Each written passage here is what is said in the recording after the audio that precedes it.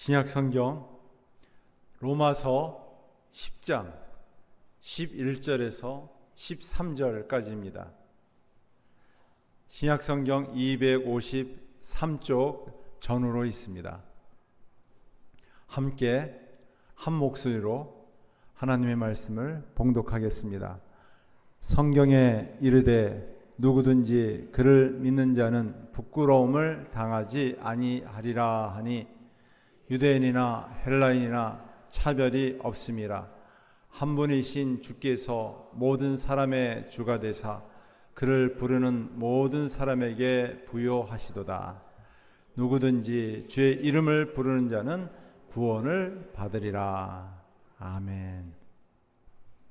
오늘 말씀은 부끄러움을 당하지 않게 하십니다 라는 제목으로 주의 말씀을 전하겠습니다.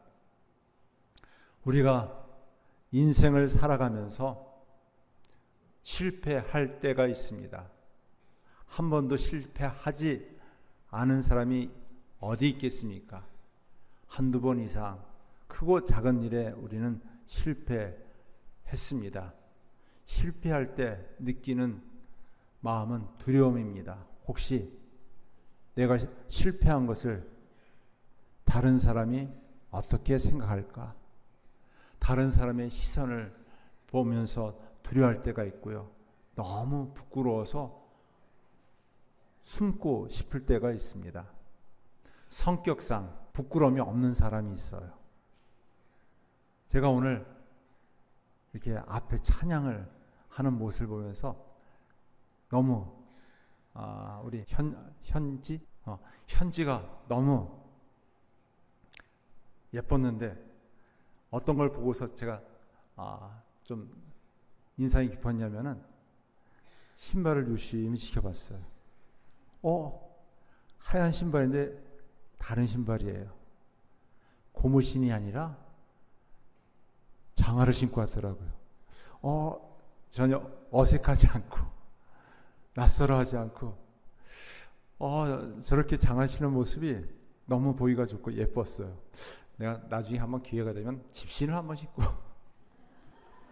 여기서 설교를 하면 다른 사람의 반응이 어떨까? 저는 너무 좀 낯설고 수줍이 많아가지고 도저히 강남에서 그런 모습을 보기가 어려울 거예요. 오늘 이 성경 통독에 대해서 여러 가지 소감을 보면서 그 소감을 영상으로 찍은 모습을 또 이 현장에서 있는 모습을 이렇게 같이 겹쳐서 보았어요. 우리 오정재 간사님이 처음 이렇게 영상으로 비쳤는데 그 모습이 어떠한가, 스스로가 어떤 모습이었는가 싶었는데 좀 연출을 했는데, 연기를 했는데 보기가 좋았어요. 전혀 낯설어 하지 않는 모습을 보면서 그래도 상당히 무대 체질이구나. 또 마지막 우리 이화은 집사님의 그 뛰어난 연기력으로 그 영상을 편집해가지고 보여준 모습이 상당히 메시지가 있었습니다. 저도 그런 기회를 주었는데 제가 스스로 한번 편집해가지고 그 앞에서, 카메라 앞에서 영상을 찍으려고 했는데 너무 어색하더라고요. 너무 낯설어가지고 제가 솔직하게 이걸 제공하지 못해가지고 제 이미지는 빠졌습니다. 이처럼 성격도 전혀 수줍음 없이 부끄러움 없이 이렇게 낯설어하지 않고 하는 모습이 있는가 하면 다른 사람을 보기에 너무 수줍음을 많이 타는 사람이 있습니다. 또 사람들은 언제 부끄러워하냐면은 죄를 지었을 때예요. 잘못했을 때예요. 죄를 짓고 잘못했을 때는 고개를 들 수 없어가지고 고개를 숙이기도 하고 또 얼굴을 가리우기도 합니다. 우리 이처럼 성격적으로 수줍음을 많이 타는 사람이 있는가 하면 또 실패를 겪을 때, 또 죄를 지었을 때 부끄러움을 또 겪기도 합니다. 오늘 말씀해 보면은 사람들은 다 너도 나도 한 번씩 실패할 때가 있어요. 넘어질 때가 있습니다. 그때 너무 부끄러워서 숨고 나오고 얼굴을 가리울 때가 있는데 어떻게 그 부끄러움을 회복할 수 있는가? 오늘 말씀을 통해서 살펴볼 수가 있습니다. 누구나 다 성격상 부끄러움, 수줍음을 안 타는 사람도 있지만 그러나 죄를 짓고 또 넘어질 때, 실패할 때 부끄러움을 당하곤 합니다. 우리가 어떻게 부끄러움을 잘 극복할 수 있을까요? 베드로전서 3장 16절 말씀해 보면 함께 한번 읽어볼까요? 선한 양심을 가지라. 이는 그리스도 안에 있는 너희의 선행을 욕하는 자들로 그 비방하는 일에 부끄러움을 당하게 하려 함이라. 베드로가 실패하고 말았어요. 여기서 선한 양심을 가지라라고 말하고 있는데 이 말의 원뜻은 양심의 상태를 좋게 유지해라. 자신의 양심을 잘 지켜내라 라는 뜻입니다. 베드로는 예수님 앞에서 좋은 양심을 잘 지키지 못했어요. 유지하지 못했습니다. 넘어지고 말았어요. 그래서 그 선한 양심을 버리고 예수님 앞에서 한 번도 아니고 두 번, 세 번씩이나 맹세코 예수님을 부인하고 말았습니다. 이 사실을 베드로가 기억할 때 얼마나 부끄러웠는지 몰라요. 어쩌면 내가 이렇게 실패할 수 있을까? 내가 어떻게 이런 일을 부끄러움 없이 예수님 앞에서 예수님을 한 번도 아니고 세 번씩 저주하며 맹세코 부인할 수 있었을까? 자기 자신에 대해서 너무 괴로웠을 거예요. 자책했을 겁니다. 그런데 예수님께서 부활하신 몸으로 친히 찾아오셔서 스스로를 부끄럽게 여기고 괴로워하며 또 자책하는 베드로에게 나타나셔서 베드로야 괜찮다. 내가 너를 다 용서한다. 걱정 마라. 이렇게 말씀해 주셨어요. 베드로는 깊은 실패 자리에서 머무르지 않았어요. 내 인생은 이것으로 끝이다 라고 인생을 포기하지 않았습니다. 다시 일어났어요. 그리고 예수님의 제자로서 사명을 회복하고 그 사명을 감당할 수 있었습니다. 베드로의 성공적인 삶은 실패를 극복했을 때 가능하였습니다. 예수님께서는 실패한 제자 베드로에게 나타나셔서 너는 왜 실패했느냐? 너는 왜 나를 거부했느냐? 너는 왜 나를 배신했느냐? 이렇게 다구쳐 말씀하지 않으셨어요. 예수님께서는 나는 안다. 예수님께서는 그 실패를 인정해 주셨어요. 그렇지만 그것을 나무라거나 또 정죄하지 않으시고 다시 그를 손을 잡아 일으켜 주셨어요. 이처럼 우리는 얼마든지 실패할 때 부끄러움을 당하지만 다시 일어서야만 합니다. 이 땅의 모든 사람들이 한 번도 실패하지 않은 사람이 없어요. 큰 실패도 겪었고요. 또 크고 작은 실패도 겪었습니다. 사람이 살다 보면 적고 큰 일에 어려움을 당하고 실패를 겪곤 합니다. 그렇지만 그것 때문에 너무 괴로워하지 마세요.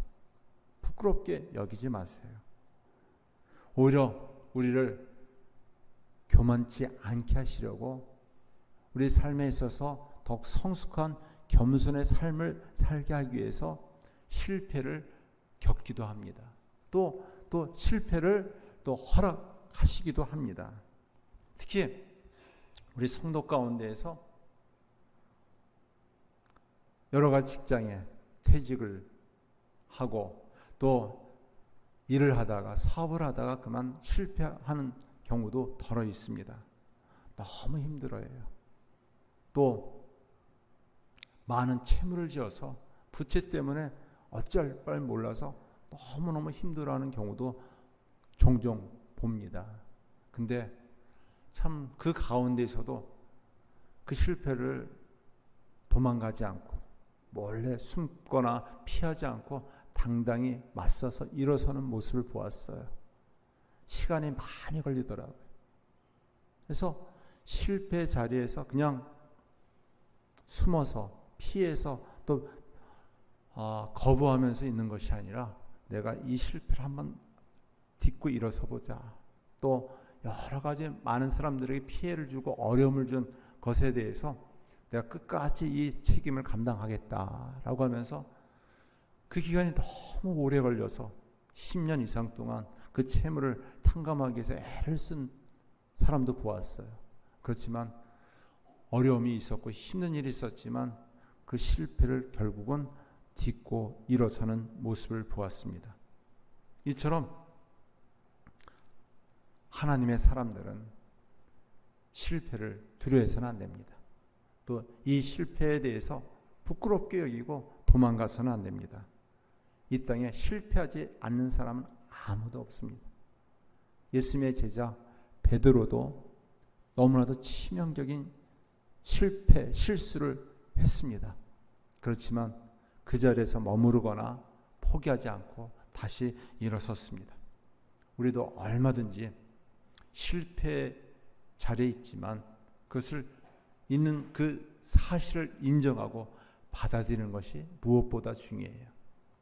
그 사실을 인정하지 않으려고 하고 또 그 현실을 부정하면 부정할수록 더 괴로울 수밖에 없어요. 그 자리에 머물러서 자신의 초라한 모습을, 비참한 모습을 계속 스스로를 학대하고 자책할 수 있습니다.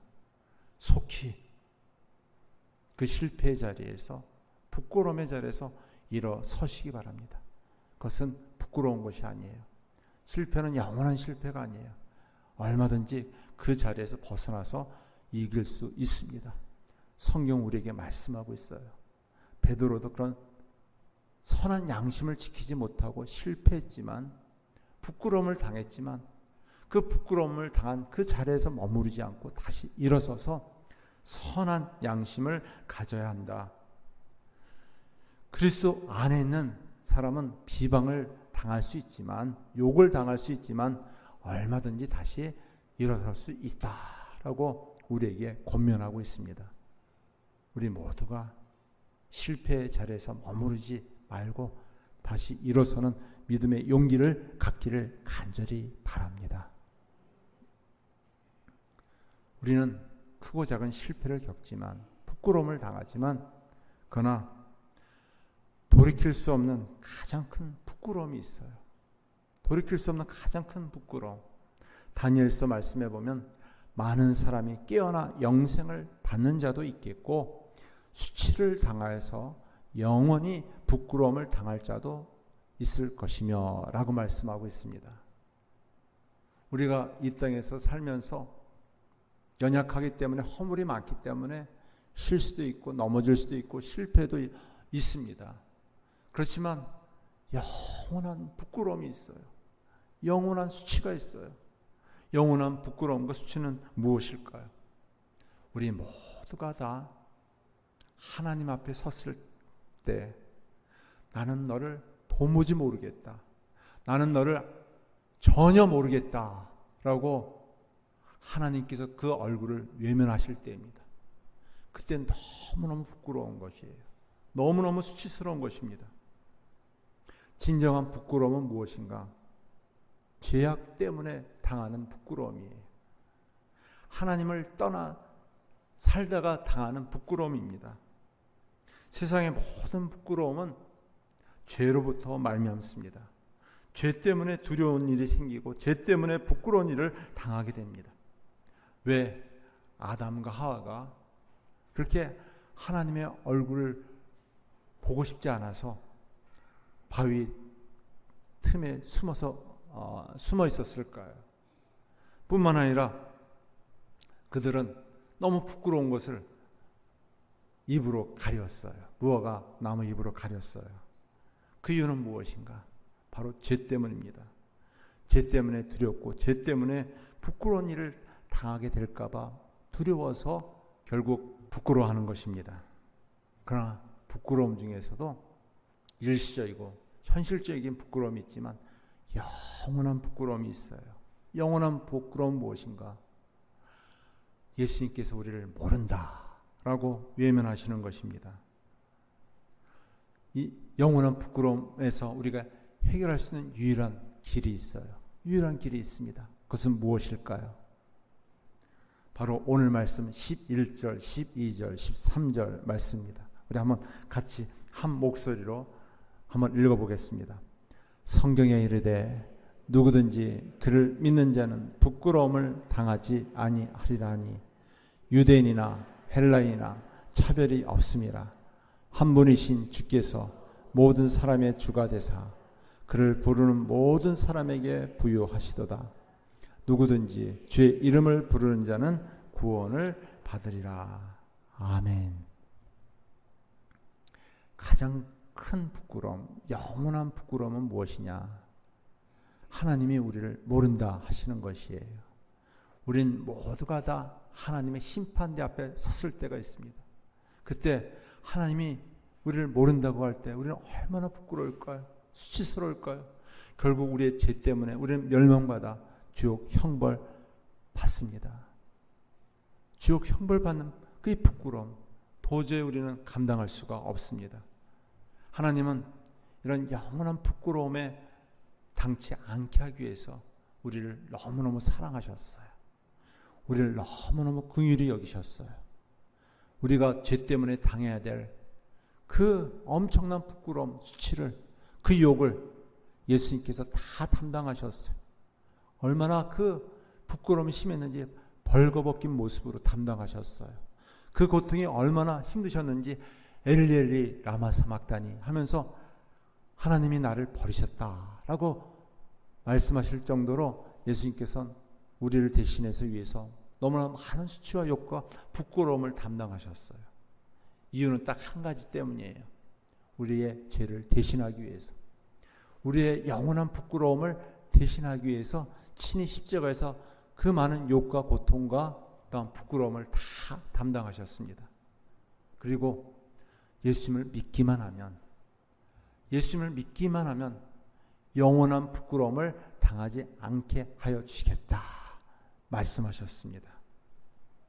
성경에 보면은 여러 사람들이, 참 부끄러운 사람들이 많이 있었어요. 그 사람들이 예수님을 믿으면서 부끄러움을 당하지 않고 회복되어서 새로운 변화된 삶을 산 사람을 보게 됩니다.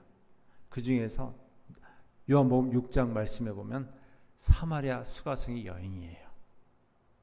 가정이 무너졌어요. 한 번, 두 번이 무너진 것이 아니라 6번이나 무너졌어요. 지금 살고 있는 남편도 결혼해서 사는 남편인지를 정확하게 잘 알 수 없을 정도로 너무너무 그 삶이 부끄러웠어요. 그 부끄러운 삶이 예수를 믿고 만났을 때 전혀 다른 삶을 살게 되었습니다. 부끄러워서 숨어서 대낮에도 이 물을 길러 혼자서 왔는데 이제 그가 많은 사람들에게 나는 이제는 부끄러운 인생이 아닙니다. 자신만만한 새로운 삶을 살게 되었어요. 예수님을 전하는 전도자로 쓰임받게 되었습니다. 또 한 여인이 있어요. 이 여인은 누구였느냐? 7 귀신이 든 여인이었어요. 귀신 들린 여인이었어요. 또 그 여인의 직업은 창기였어요. 몸을 파는 여인이었어요. 얼마나 부끄러웠는지. 그러나 그가 예수님을 믿게 되었습니다. 예수님으로부터 용서를 받았어요. 예수님으로부터 위로부터 보시는 은혜와 사랑을 깊이 받게 되었습니다. 전혀 다른 삶을 살게 되었습니다.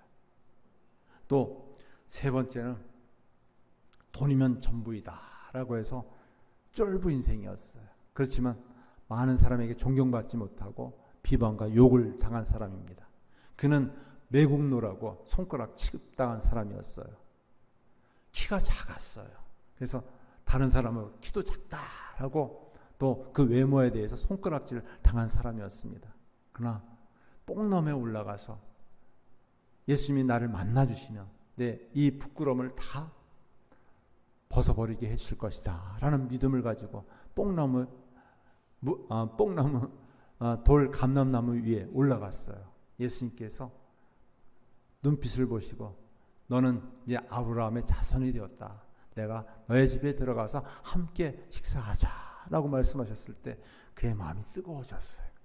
그래서 내가 이제 예수를 믿겠습니다 라는 믿음을 가졌을 때 그가 자신의 직업에 대해서, 자신의 과거의 행실에 대해서, 자신의 외모에 대해서 다 한계를 극복하게 되었습니다. 또 가장 부끄러운 사람이 누구였느냐? 사형죄를 짓고 반란죄를 짓고 십자가에 죽음을 당하는 사형수였어요. 예수님 옆에 있는 사람이었습니다. 그는 영원히 부끄러움을 당할 수밖에 없었지만 자신의 허물과 죄를 깨닫고 예수님을 믿게 되었습니다. 예수님께서는 그에게 무엇이라고 말씀하셨는가? 오늘 내가 나와 함께 나원에 이르리라 라고 말씀하셨어요. 그는 죄로 말미암아 영원한 부끄러움을 당하지 않게 되었습니다. 말씀을 했습니다. 우리는 가장 부끄럽고 수치스럽고 욕을 당하는 것이 무엇이냐? 우리의 죄로 말미암아 영원한 지옥 형벌 받는 것이에요. 우리는 얼마든지 실패할 수 있고 넘어질 수도 있지만 베드로처럼 다시 일어서면은 하나님께 귀하게 쓰임받을 수 있는 그런 귀한 사람이 되어줄 수 있습니다. 상처로부터, 아픔으로부터, 실패로부터, 또한 여러 가지 죄로부터 우리가 욕을 당하고 부끄러움을 당할 수 있지만 하나님 앞에 가까이 나아가 죄 용서를 구하면 우리 하나님께서는 우리를 긍휼히 여겨주셔서 모든 허물과 죄를 용서해 주세요. 우리는 여전히 지금도 죄의 허물과 부끄러움을 당할 수 있어요. 그렇지만 우리는 용서받은 죄인으로서 살아가고 있어요. 하나님의 사랑을 더 깊이 체험하면서 살아갈 수 있어요. 가장 큰 부끄러움은 무엇이냐? 영원한 부끄러움이에요. 예수를 믿지 않음으로 말미암아, 죄로 말미암아 하나님께서 우리를 외면하시는 것이에요. 하나님의 얼굴을 가리우는 것이에요. 하나님께서 우리를 모른다라고 말씀하시는 것이에요. 우리가 죄 사함 받고 구원받아 하나님의 자녀가 된 것을 가장 감사해야 합니다. 이 믿음 가지고 모든 어려움과 역경을 이겨나가는 주의 백성들이 되어지기를 간절히 축원합니다. 기도하겠습니다.